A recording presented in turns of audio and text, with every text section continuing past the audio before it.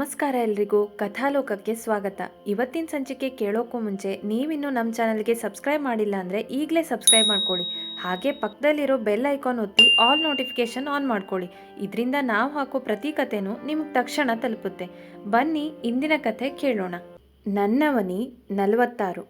ರಾತ್ರಿ 8 ಗಂಟೆ ದಾಟಿತ್ತು.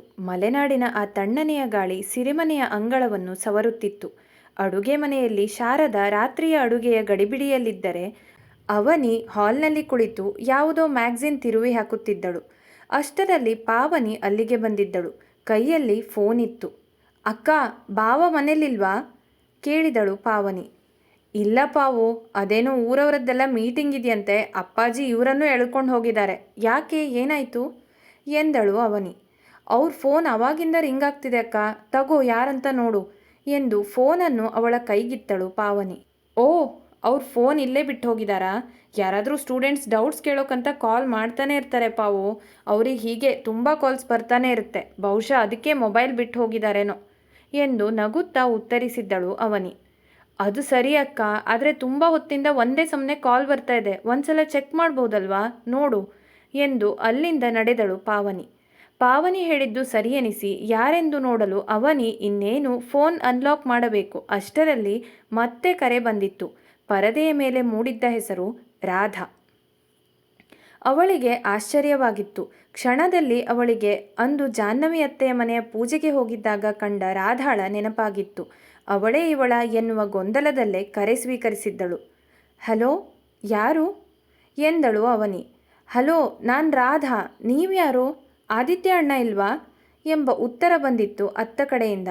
ನಾನು ಅವನಿ ಎಂದು ಹೇಳುವಷ್ಟರಲ್ಲಿ, ಓ ಅವನಿ ಅತ್ಗೆ, ನಾನು ರಾಧಾ, ಅವತ್ತು ಭೇಟಿ ಮಾಡಿದ್ವಲ್ಲ, ನೆನಪಿದ್ಯಾ ಎಂದು ರಾಧಾ ಹೇಳಿದ್ದಳು. ಓಹೋ, ಇದು ಅದೇ ರಾಧಾ ಎಂದು ಗೊತ್ತಾದ ತಕ್ಷಣ, ಹಾಂ ರಾಧಾ ನೆನಪಿದೆ, ಏನಾಗಬೇಕಿತ್ತು? ಆದಿತ್ಯ ಮನೆಯಲ್ಲಿಲ್ಲ, ಹೊರಗಡೆ ಹೋಗಿದ್ದಾರೆ ಎಂದಳು ಅವನಿ. ಹೌದಾ, ಹಾಗಾದರೆ ಸರಿ, ಅಣ್ಣ ಬಂದಮೇಲೆ ಹೇಳಿ ಅತ್ಗೆ ಎಂದು ಕರೆ ತುಂಡರಿಸಿದ್ದಳು ರಾಧಾ. ಅವನಿಗೆ ವಿಚಿತ್ರ ಎನಿಸಿತ್ತು, ಆದರೆ ಅವಳಲ್ಲಿ ಒಂದು ಟೆನ್ಷನ್ ಇತ್ತು ಎನ್ನುವುದು ಅವಳ ಕೊನೆಯ ಮಾತಿನಲ್ಲಿಯೇ ಗೊತ್ತಾಗುತ್ತಿತ್ತು. ಯಾಕೋ ಮನಸ್ಸಿಗೆ ತಡೆಯಲಾಗದೆ ಮತ್ತೆ ಅವಳ ನಂಬರ್ಗೆ ಕಾಲ್ ಮಾಡಿದ್ದಳು. ಹಲೋ ರಾಧಾ, ನಾನೇ. ಹೇಳಿ ಅತ್ಗೆ ಎಂದಳು ರಾಧಾ. ಅಲ್ಲ, ಏನಾದರೂ ಮುಖ್ಯವಾದ ವಿಷಯ ಇತ್ತಾ? ಅಷ್ಟೇ ಕೇಳೋಕೆ ಕಾಲ್ ಮಾಡಿದೆ. ಅವ್ರು ಬರೋದು ಎಷ್ಟು ಲೇಟ್ ಆಗುತ್ತೆ ಅಂತ ಗೊತ್ತಿಲ್ಲ ಎಂದು ಕಾಳಜಿಯಿಂದ ಕೇಳಿದ್ದಳು ಅವನಿ. ಅರ್ಜೆಂಟ್ ಏನೂ ಇಲ್ಲ ಅತ್ಗೆ, ಆದರೆ ಸ್ವಲ್ಪ ಮುಖ್ಯವಾದ ವಿಷಯ ಅಷ್ಟೇ. ಅದು ನಾಳೆ ನನಗೊಂದು ಎಕ್ಸಾಮ್ ಇತ್ತು, ಕೆಲವೊಂದಿಷ್ಟು ಲೆಕ್ಕಗಳು ಅರ್ಥ ಆಗ್ತಾ ಇಲ್ಲ. ಅಣ್ಣ ಬಂದಮೇಲೆ ಹೇಳಿ ಅತ್ಗೆ, ನಾನು ಮನೆಗೆ ಬರ್ತೀನಿ ಎಂದ ತಕ್ಷಣ, ಅಯ್ಯೋ ರಾಧಾ, ನಾವು ಮನೇಲಿಲ್ಲ, ಅಂದರೆ ನನ್ನ ಮನೆ ಸಿರಿಮನೆಗೆ ಬಂದಿದ್ದೀವಿ ಎಂದಳು ಅವನಿ. ಅಯ್ಯೋ ಹೌದಾ ಅತ್ಗೆ, ಸರಿ ಬಿಡಿ, ಪರವಾಗಿಲ್ಲ ಎಂದ ತಕ್ಷಣ ಅವನಿ ಥಟ್ಟನೆ, ರಾಧಾ, ನೀನು ಯಾವ್ಯಾವ ಪ್ರಾಬ್ಲಮ್ಸ್ ನಿಂಗೆ ಅರ್ಥ ಆಗಿಲ್ಲ ಅನ್ನೋದನ್ನು ಫೋಟೋ ಕಳಿಸು, ನಾನು ಬಂದ ತಕ್ಷಣ ಅವ್ರಿಗೆ ಹೇಳ್ತೀನಿ ಎಂದಾಗ ರಾಧಾ ಒಪ್ಪಿದಳು. ಕರೆ ತುಂಡರಿಸಿದರು. ಹಾಗಾದರೆ ಇವಳು ಇನ್ನೂ ಓದ್ತಾ ಇದ್ದಾಳೆ, ಮದುವೆ ಓದು ಎರಡನ್ನೂ ನಿಭಾಯಿಸಬೇಕು, ಗ್ರೇಟ್ ಎಂದುಕೊಂಡಳು ಅವನಿ. ಸ್ವಲ್ಪ ಸಮಯ ಕಳೆಯಿತು. ಆದಿತ್ಯ ಮತ್ತು ಕೃಷ್ಣಮೂರ್ತಿ ಮನೆಗೆ ಬಂದಿದ್ದರು. ಬಂದ ತಕ್ಷಣ ಅವನಿ ಓಡಿ ಬಂದಿದ್ದಳು. ಆದಿತ್ಯ ಅವಳನ್ನು ನೋಡಿ ಮುಗುಳ್ನಕ್ಕ. ಒಳಗೆ ಬಂದು ಫ್ರೆಶ್ ಆಗಿ ಕುಳಿತ ನಂತರ ಅವನ ಪಕ್ಕ ಬಂದು ಕುಳಿತಳು ಅವನಿ. ಏನಾಯ್ತು ಅವನಿ, ಏನಾದರೂ ಹೇಳಬೇಕು ಅಂದ್ಕೊಂಡಿದ್ಯಾ ಎಂದು ಮಂದಹಾಸದಿಂದ ಕೇಳಿದ್ದ. ಆದಿತ್ಯ, ಅದು ರಾಧಾ ಕಾಲ್ ಮಾಡಿದ್ಲು ಎಂದು ಅವನ ಫೋನನ್ನು ಕೊಟ್ಟಳು. ಆದಿತ್ಯ ಕಣ್ಣು ಕಿರಿದು ಮಾಡಿದ್ದ. ಅವಳಿಗೇನಾದರೂ ಲೆಕ್ಕದಲ್ಲಿ ಅನುಮಾನ ಇರಬೇಕು, ತಡಿ ಕಾಲ್ ಮಾಡ್ತೀನಿ ಎಂದ ತಕ್ಷಣ, ಅವಳು ನಿಮ್ಮ ಫೋಟೋ ಕಳಿಸಿದಾಳೆ ನೋಡಿ, ಆಮೇಲೆ ಕಾಲ್ ಮಾಡಿ ಎಂದಳು. ಆದಿತ್ಯ ಎಲ್ಲವನ್ನು ನೋಡಿದ. ಸರಿ ಅವನಿ, ಇದು ಊಟ ಆದಮೇಲೆ ಸರಿಯಾಗಿ ನೋಡಿ ಅವಳಿಗೆ ಕಾಲ್ ಮಾಡ್ತೀನಿ ಎಂದ. ಅಲ್ಲ ರೀ, ಅವಳಿಗೇನು ಟೆನ್ಷನ್ ಅನಿಸುತ್ತೆ, ಈಗಲೇ ಮಾಡಬಹುದಲ್ವಾ ಎಂದು ಥಟ್ಟನೆ ಕೇಳಿದ್ದಳು. ಹಾಂ ಅವನಿ, ನಂಗೆ ಅರ್ಥ ಆಗುತ್ತೆ, ಇದಕ್ಕೆ ಸಮಯ ಬೇಕು, ಅದಕ್ಕೆ ಹಾಗೆ ಹೇಳಿದೆ ಎಂದ. ಅಷ್ಟರಲ್ಲಿ ಶಾರದಾ ಅವರ ಕೂಗು ಕೇಳಿಸಿತ್ತು. ಎಲ್ಲರೂ ಊಟಕ್ಕೆ ತೆರಳಿದರು. ಊಟ ಮುಗಿದ ಮೇಲೆ ಆದಿತ್ಯ ರೂಮಿನ ಕಡೆಗೆ ನಡೆದಿದ್ದ. ಹಾಲಿನಲ್ಲಿ ಕೃಷ್ಣಮೂರ್ತಿಯವರು ಒಬ್ಬರೇ ಕುಳಿತು ಏನೋ ಯೋಚಿಸುತ್ತಿದ್ದರು. ಅವನಿ ರೂಮಿಗೆ ಹೋಗುವ ಮುನ್ನ ಅಪ್ಪನನ್ನು ಕಂಡು ಅಲ್ಲೇ ನಿಂತಳು. ಅಪ್ಪಾಜಿ ಇನ್ನೂ ಮಲಗಿಲ್ವಾ ಎಂದು ಕೇಳುತ್ತಾ ಅವರ ಪಕ್ಕದಲ್ಲಿ ಬಂದು ಕುಳಿತಳು. ಒಮ್ಮೆ ಅವಳನ್ನು ನೋಡಿದ ಕೃಷ್ಣಮೂರ್ತಿಯವರು, ಹೇಗಿದೆಯಾ ಅವನಿ, ಆ ಮನೆ, ಆ ವಾತಾವರಣಕ್ಕೆಲ್ಲ ಹೊಂದ್ಕೊಂಡ್ಯಾ? ಆದಿತ್ಯ ನಿನ್ನ ಚೆನ್ನಾಗಿ ನೋಡ್ಕೊಳ್ತಿದ್ದಾನಾ ಎಂದರು ಮೆಲ್ಲಗೆ. ಅವನಿ ಒಂದು ಕ್ಷಣ ಮೌನವಾದಳು.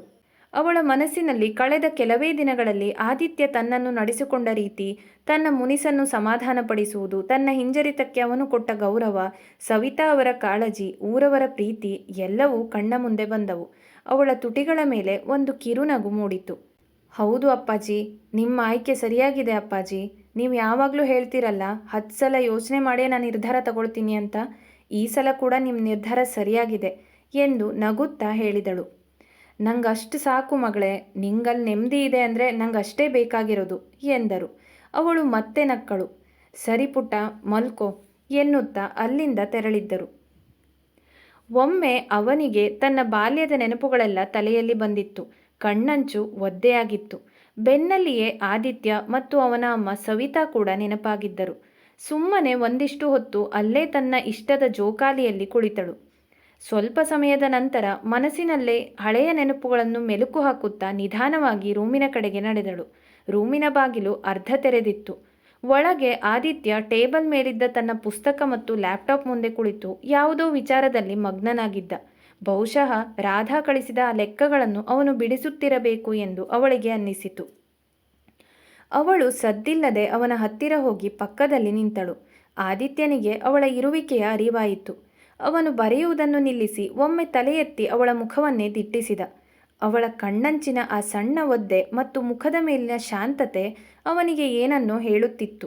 ಅವಳು ಏನೋ ಹೇಳಬೇಕು ಎಂದು ಬಾಯಿ ತೆರೆಯುವಷ್ಟರಲ್ಲಿ ಆದಿತ್ಯ ಒಮ್ಮೆಲೆ ತನ್ನ ಕೈಯನ್ನು ಅವಳ ಸೊಂಟದ ಸುತ್ತ ಬಳಸಿ ಅವಳನ್ನು ತನ್ನ ಕಡೆಗೆ ಎಳೆದುಕೊಂಡ.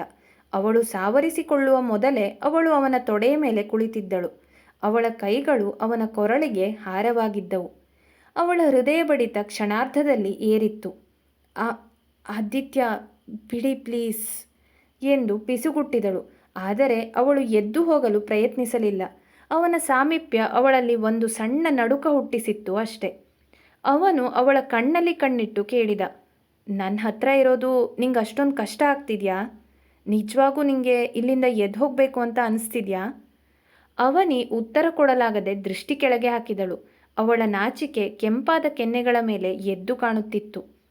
ನಿಂಗೆ ಕಂಫರ್ಟೇಬಲ್ ಅನಿಸ್ತಿಲ್ಲ ಅಂದರೆ ಹೇಳು, ಈಗಲೇ ಬಿಡ್ತೀನಿ ಎಂದ ಮೆಲ್ಲಗೆ.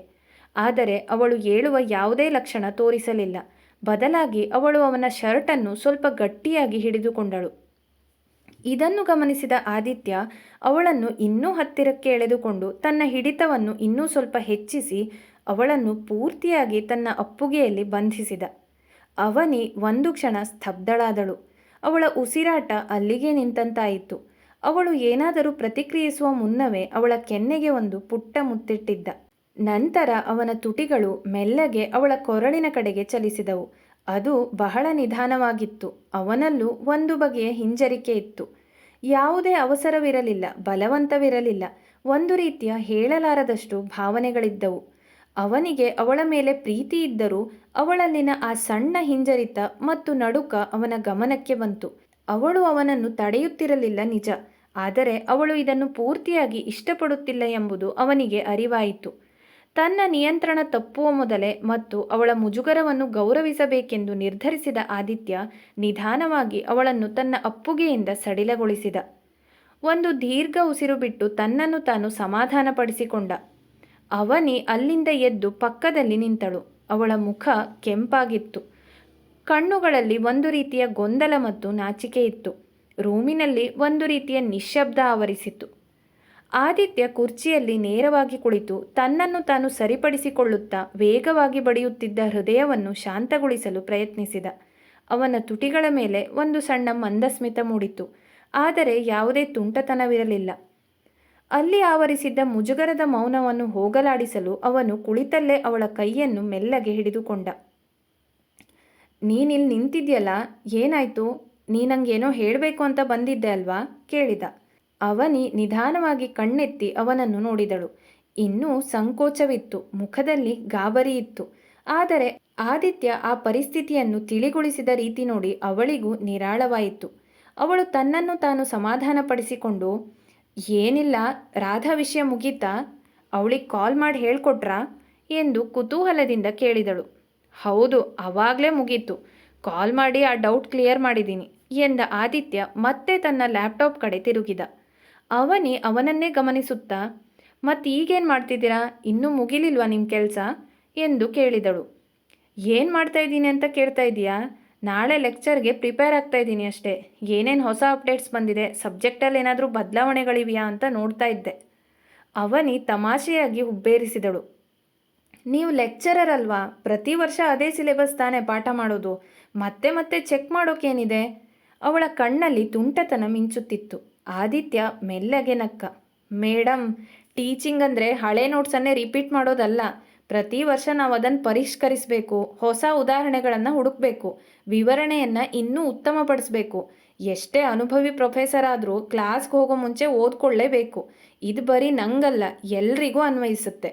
ಅದರಲ್ಲೂ ನಾನು ಅಸಿಸ್ಟೆಂಟ್ ಪ್ರೊಫೆಸರ್ ಅನ್ನೋದು ನಿಂಗೆ ಗೊತ್ತಿರಲಿ. ಅವನಿ ಗಂಭೀರವಾಗಿ ಯೋಚಿಸುವಂತೆ ನಟಿಸಿದಳು. ಓಹೋ, ಅಸಿಸ್ಟೆಂಟ್ ಪ್ರೊಫೆಸರ್ ಅಲ್ವಾ, ದೊಡ್ಡ ಜವಾಬ್ದಾರಿ ಬಿಡಿ ಎಂದು ಹೇಳಿ ಜೋರಾಗಿ ನಕ್ಕಳು. ನಂತರ ಟೇಬಲ್ ಮೇಲೆ ಸ್ವಲ್ಪ ಹೊರಗೆ ನಿಂತು, ಆದರೂ ನಿಮ್ಮ ಕೆಲಸ ನನಗಿಂತ ಸುಲಭ ಅನಿಸುತ್ತೆ. ನಿಮ್ಮ ಕೆಲಸ ಸುಮ್ಮನೆ ನಿಂತು ಬೋರ್ಡ್ ಮೇಲೆ ಬರೆಯೋದು, ಮಾತಾಡೋದು ಅಷ್ಟೇ ತಾನೇ ಎಂದಳು. ಆದಿತ್ಯ ನಂಬಲಾಗದವನಂತೆ ಅವಳನ್ನು ನೋಡಿದ. ಸುಲಭನಾ? ನಿಜವಾಗ್ಲೂನಾ?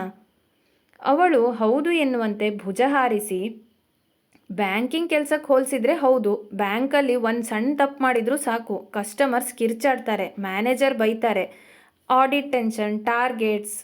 AC ರೂಮಲ್ಲಿ ನಗ್ತಾ ಕುಳ್ತಿರ್ತಾರೆ ಅಂದರೆ ಬ್ಯಾಂಕ್ ಕೆಲಸ ಸುಲಭ ಅಂತ ಜನರು ಅಂದ್ಕೊಳ್ತಾರೆ. ಪ್ರತಿಯೊಂದು ಲೆಕ್ಕನೂ ನಾವು ಎಷ್ಟು ಸಲ ಕ್ರಾಸ್ ಚೆಕ್ ಮಾಡ್ತೀವಿ ಅಂತ ನಿಮಗೆ ಗೊತ್ತಿಲ್ಲ. ಎಷ್ಟೊಂದು ರೂಲ್ಸ್ ಫಾಲೋ ಮಾಡಬೇಕು. ಒಂದೇ ಒಂದು ರಾಂಗ್ ಎಂಟ್ರಿ ಇಡೀ ಕೆಲಸನೇ ಹಾಳು ಮಾಡಿಬಿಡುತ್ತೆ ಎಂದಳು. ಆದಿತ್ಯ ತಿಳುವಳಿಕೆಯಿಂದ ನಕ್ಕ.